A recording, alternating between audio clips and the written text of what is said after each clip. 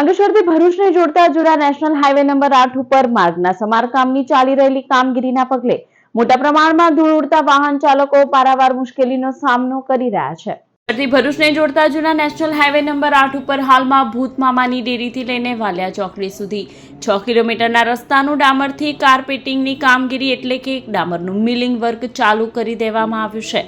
ડામરના જૂના રસ્તાને ઉખાડીને નવું સ્તર નાખવાની કાર્યવાહીને મિલિંગ કહેવામાં આવે છે। અંકલેશ્વરથી ભરૂચ તરફ આવતી લેનમાં કામગીરી શરૂ કરવામાં આવી છે। 2 લેનના રસ્તાની 1 લેન બંધ કરીને અત્યારે કામગીરી કરવામાં આવી રહી છે। ભૂતમામાની ડેરીથી વાલિયા ચોકડી સુધીના રસ્તા પરના ડામરના પડ ઉખાડીને નવા ડામરના કાર્પેટિંગ કરવાની કામગીરી કરવામાં આવી છે, જેના પગલે ધૂળિયું વાતાવરણ જોવા મળી રહ્યું છે।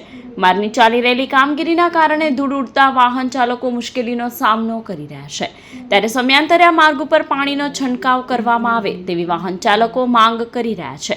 ચોમાસા પહેલા 6 કિલોમીટરનો રસ્તો બનાવીને તૈયાર થઈ જશે તેવું માર્ગ અને મકાન વિભાગે આયોજન કર્યું છે।